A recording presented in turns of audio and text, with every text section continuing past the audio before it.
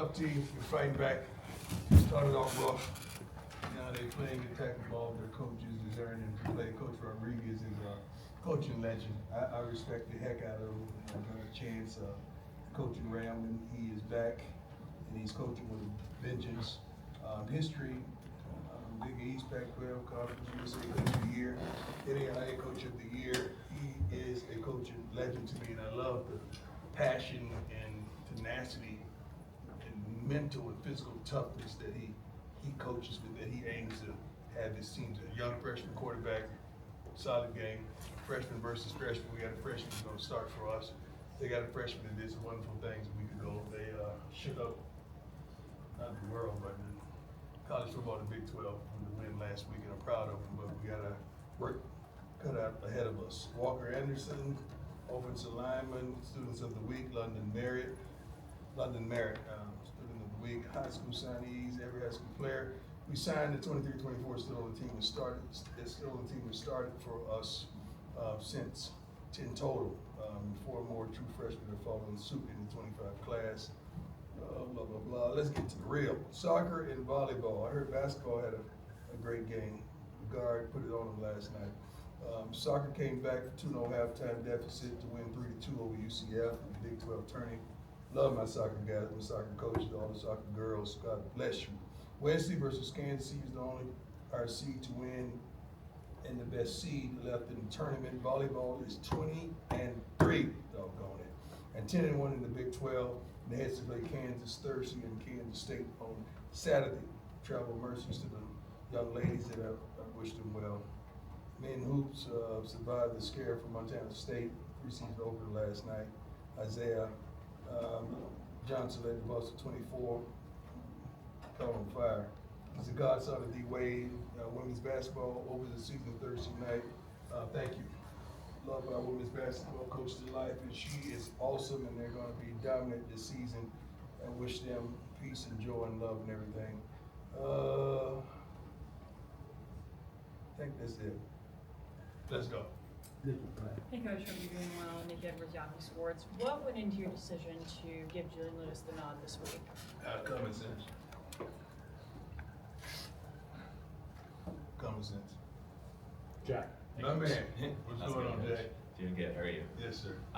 Just what's your message to the fan base in terms of sticking? Man, let me with tell you something. We have the best fan base in college football. Supportive, loving, caring. They deserve so much more than what we're giving them right now. I don't want to be the apologetic type of guy, but we're not playing good football right now. They deserve more. They deserve the hope that we gave them over the last couple of seasons that we were going to improve. They deserve more. We're underachieving for them. And my heart goes out to them. I want them to stay supportive, stay in love with the team, not in like, stay in love with the team, because we are trending right behind the curtains. If you really knew everything behind the curtains, we're trending in the right direction. But I appreciate the heck out of our fan base. I really do. Hi, Coach. I'm Mr. Tiger, 24/7 Sports. Hope you're well. With Juju, it looked like maybe it hurt his hand a little bit late in that game. Based on your comment, cool. He's cool. He's good. He's throwing the heck out of the ball. He's a young kid. We don't make young kids mistakes, but it's up to the staff to get him prepared and get him ready so he can be concise and precise. He has to make quick reads and get the ball out of their run when he feels pressure, and just be himself. Just do what you've been doing your whole life. What were the main things that stood out, good and bad, about his performance? I don't talk about bad. I don't want to do that. The good things that he got the ball out in certain situations. He saw what was coming, what was happening. He received information and tried to apply it, what he was receiving through the headset, which he did a good job about that. And he was more talkative to his teammates. What I mean by that is you got to communicate with your linemen, your backs, your receivers. You got to let them know that you're there, you're in command, you're in control, and because they're looking for leadership. Pat. Hey Coach, How you doing, Pat? How you doing? Nice to see you. Two-parter. Number one is, can you give us a small peek behind the curtains, what you're seeing that's trending in the right direction that you led? I say this every week, and I know it seems strange because we go out there and play like garbage. They're practicing right, man. Like they're practicing right. Like they're fighting. They're the things I challenge them with in the morning meetings are they're accountable. they're accountable to them. The coaches are accountable for what we're doing, and that's on us. Like, the way they're performing, it's on us, it's not on them. I think, we gotta do a better job of putting them in the right situations to make the plays that they need to make, and they gotta give a little effort as well, a little more effort as well in certain areas. And my second part to that one Yes, is, sir. sorry, is that after the game, you put it on you, the Yeah. loss on you. What, after a couple days of reflection, what do you need to do? What do you need to see To stay on everybody, it has to be preparation, to the fullest, including me. It has to be intellect and understanding what's gonna happen, what should be happening, what you see. The correct meeting times, the messages dispersed inside the meeting rooms, attention to details in practice, attention to details in everything we do. More tough on the discipline things. We had been in the top, where was it? The top 25, I believe, Yes, sir. in And penalties. penalties over the season. And we go up there and have 9, 10 penalties, that it knocks us to a 50-something, whatever it was. I saw it on one of the lists that you gave me.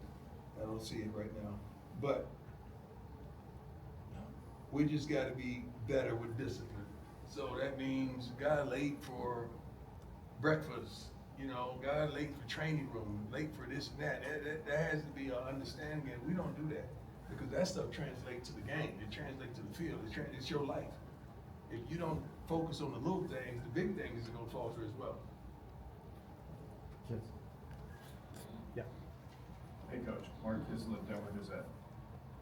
With the changes in college football and the players now being Conversation.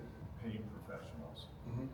what in your mind qualifies as fair criticism for a player? It What is, does everything's not? fair. Everything is fair that you guys do until it gets personal. It's okay to talk about the performance, it's okay to talk about me in every realm, but when it gets personal, that's when you're stepping across the line. You can't step across that line because we don't. If we get personal with you, it's gonna be a problem. Because you're gonna get sensitive, like we get sensitive in the park when you step across the line with the kids. So that's, keep it football related and we're good. Okay, so the second part of that is, you said come after you. Yes, sir. As paid professionals, why don't you think players should speak for themselves? in You those can, situations? you can. You know what, man, that's a great question. Let me tell you why. I have a fatherly spirit, and I have an overseer spirit. I'm trying to shield my guys from certain things that may harm them. I know the temperature of the room. I know if they can't handle this at this time. Certain guys can, certain guys can't. I can't differentiate those guys and tell you, you can talk to them, but you can't talk to them. I don't want to do that. So my job is to protect them and put an umbrella around them until I feel like they're ready for the attacks and the assaults and ready for the social media gambit which they're dealing with right now. So that's just me being a protector, a guardian, and a father, which we all call coach back in the day. Okay, John? John Treach, Now News. Coach, you consistently talk about a championship standard. And don't flinch from those expectations. But at 3-6, have the goals changed for the program? Yeah, we're not happy with 3 and 6. You think I'm excited sitting up here like right now? No, I'm excited. I'm not excited. I gotta answer these type of questions. I wanna answer those type of questions like this guy played his butt off. How we gonna attack this team again next week? What we're gonna do with this guy? How we gonna use Mario Miller? How we gonna use this guy, the secondary banged up? Okay, what are you gonna do? Those kind of transactions and transitions that we're doing. I wanna talk about it like that, but I understand. It is what it is. I'm not happy by any means, and we're underachieving. And I gotta fix it. Scott? Hey, Coach, how you feeling? What's going on, Bob? Not too much. Scott Proctor at DVR. You mentioned earlier about, Juju, like it's going to be on your staff to make sure he's prepared for kind of his first career start. What gives you the confidence that, you all have the right things and people in place to make sure that he develops into the guy, the quarterback that we know he can be? What I see, what I know, what I've experienced, it's not just the staff to develop these young men. These young men got to develop on their own too, mentally, physically, psychologically. they gotta mature as well in the process as well. So, and they gotta want it on their own off. I've never seen a great player not work his butt off when it wasn't even practice time. Like all the great, we just had Ray Lewis in. I mean, he's known for working. All the guys that we have that are Hall of Famers in the locker room, they're known for working. Like you gotta work. It's like a marriage between your skill set and your work ethic. Then the coach just put his on top and the rest is history. But they gotta want that like that. They gotta want it. And it's up to us to make sure we have those guys in the locker room and find those guys as well. Appreciate you. You too. Okay, Ron.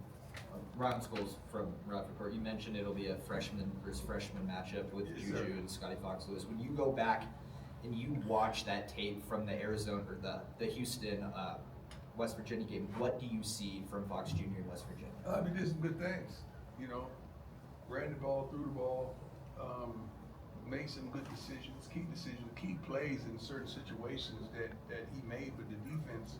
They made some great plays as well to put him in those situations. So I saw a team effort, not just a singular guy's effort, but they did some good things for him and with him to stay in his comfort zone. Brian, go ahead. Hey, Coach. Brian Halbola, David Cameron. A couple questions for you. Will Caden be your number 2 going into this week? Probably. I don't know yet. Okay. And then just want to ask you, just, you know, Shador was here this last weekend, and you know, Bucky had a video up there, and Shador was saying there's not a lot of alphas on this team. I didn't hear. I'm sorry. I didn't watch it. I didn't hear it. Okay, it was there. I mean, Gotcha. he was asked what's the difference, and he says there's no alphas on this team. Yeah. I'm just curious, just in recruiting, how hard is it to find whether a guy's an alpha or not? Well, that's hard when you're recruiting by a lot. Because there's a lot of people trick or treating. And you gotta cut through the tape, you gotta do the right backgrounds, you gotta call the barbershops, the youth football coaches, you gotta call certain people around the neighborhood that know those guys and saw how they were and who they were when they grew up. Because if you want an alpha young, you're not gonna be an alpha old. That don't change. Like alpha is an alpha. Like that's just how you get down. You walk in the back or the front. That's what it is. So it's up to us to do our due diligence to attract those type of guys and find and identify those type of young men. I know what he's talking about. I didn't hear him say it.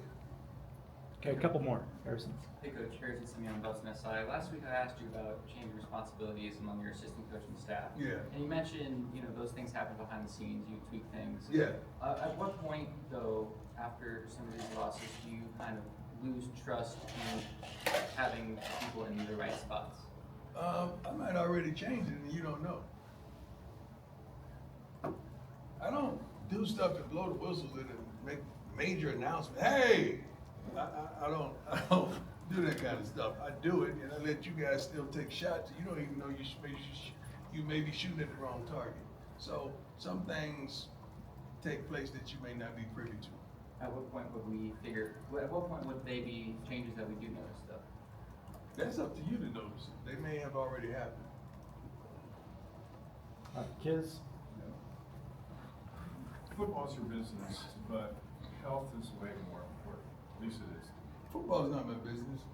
Football is my passion, man. Football is like my lady. She's like my wife. Like I love her. I do. So it's more than business to me. Business is the other stuff. That's business.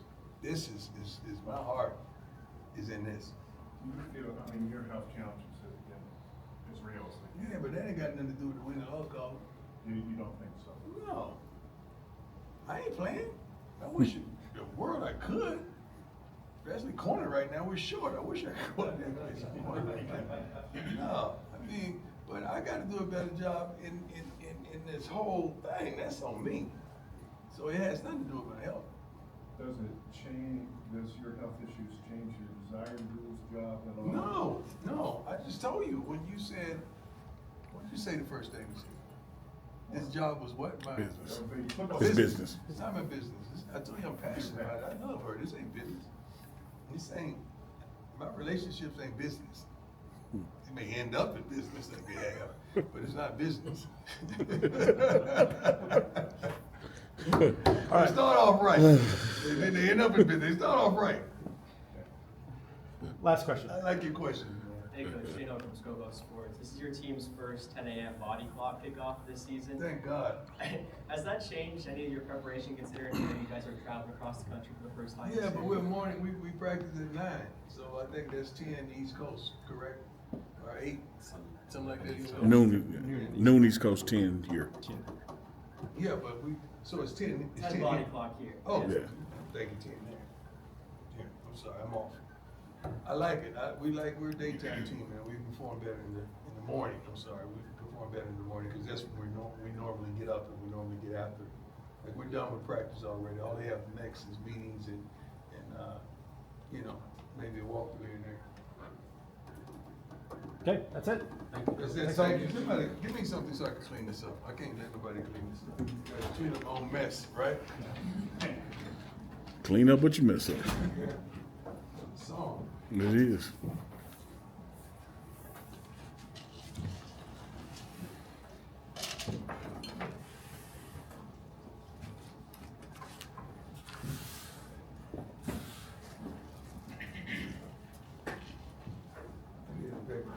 Yeah, we're grabbing. You know what I'm looking at, right? You know what I'm gonna say. You already know. I know. I got it. I'll get to the same. Come on, man. You got me calling people, looking at the thing. I didn't know that many horses, man. It's a million type of horses.